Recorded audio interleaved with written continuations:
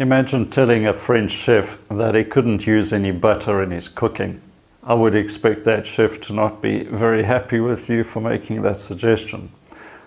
Well, I don't know too much about French cooking, but I do imagine that they are quite protective about adding butter to their cooking, and I don't blame them. Now, imagine if you take that idea and apply it to how you paint.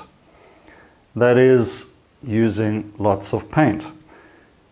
Good generous amounts of paint, good thick brush strokes, lots of texture, showing the bristle marks on the paint.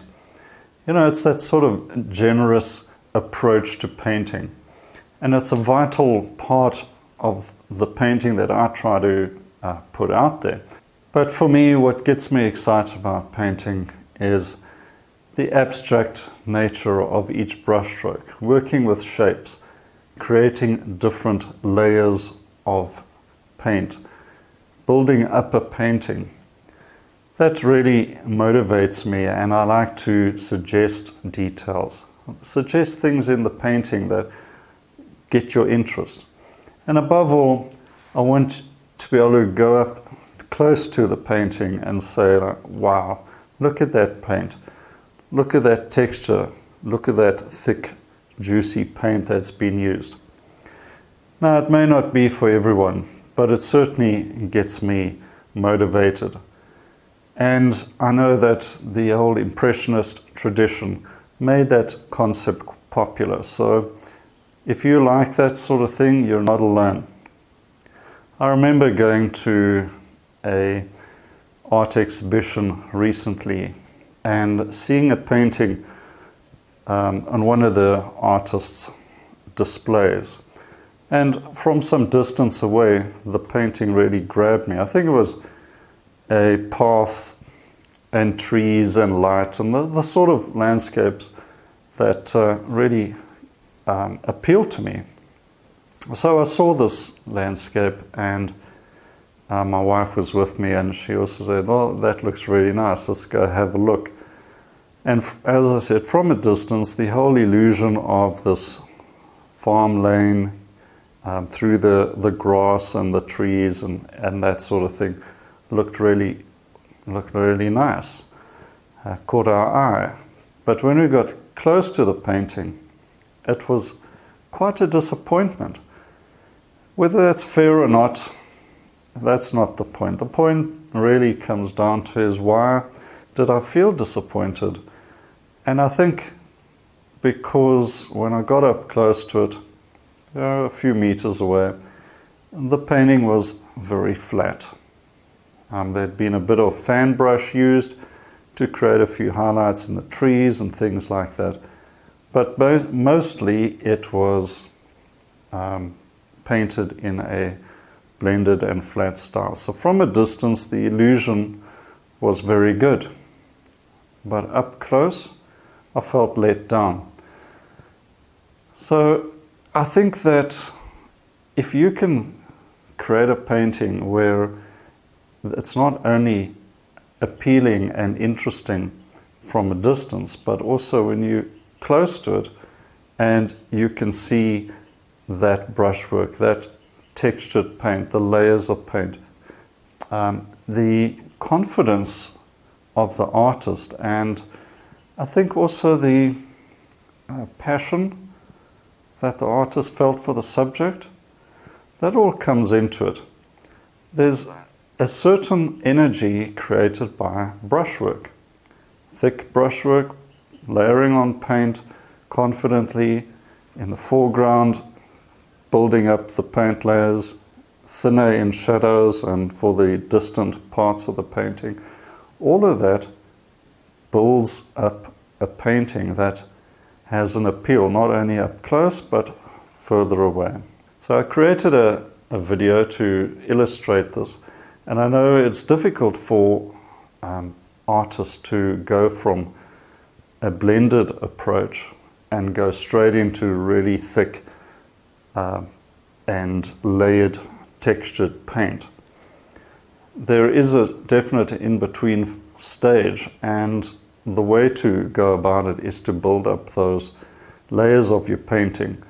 So do your block in, get the big shapes in, then maybe the next day come in with another layer of paint. And especially in the bright sunlight areas, you may want to come in with a third layer and put in some really nice thick impasto. This sort of step-by-step approach is particularly helpful.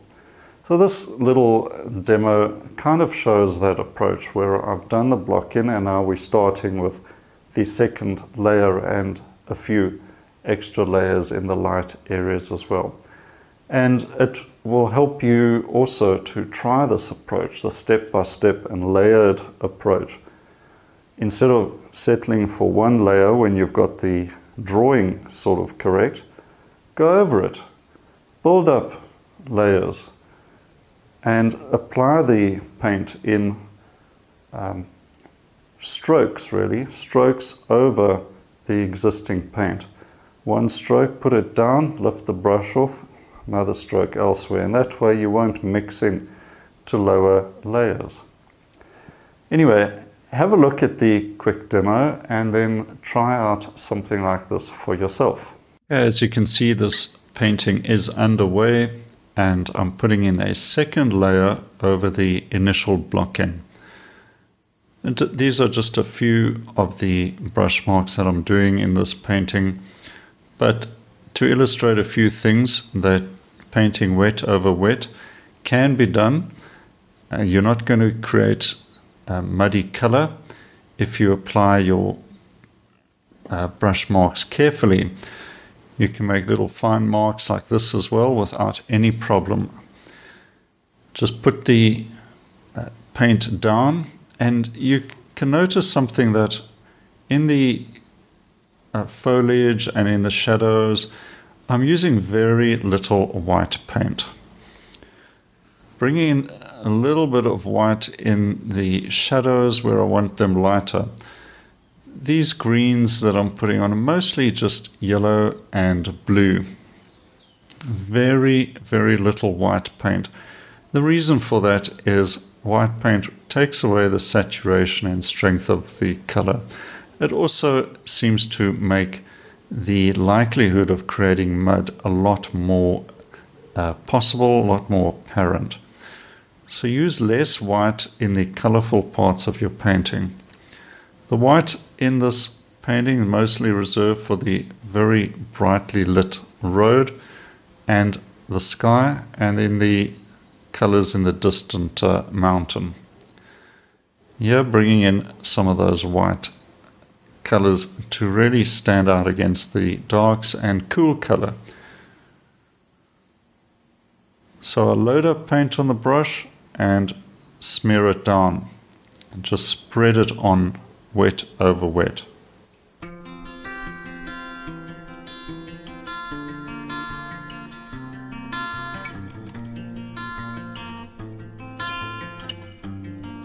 And by building up these little marks, the paint gets more character, the texture improves, and so on. So don't be afraid of using lots of paint. This is an intermediate stage.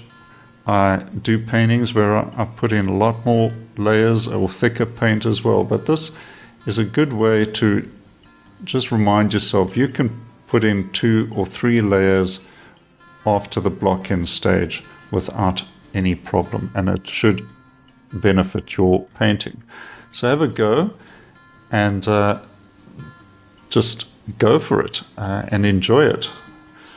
The final painting with distinct brush marks and paint. Well, I hope this lesson gave you a few ideas to try out and that you found the tips in it useful. If you enjoyed the video, please give it a like and share it, and if you haven't yet, please subscribe and you can get notifications when the next video is uploaded. If you have any questions, please feel free to leave them below. I've also put a link to the blog article below as well if you want to read up more on the subject. Otherwise, I will see you soon in the next video. Cheers for now.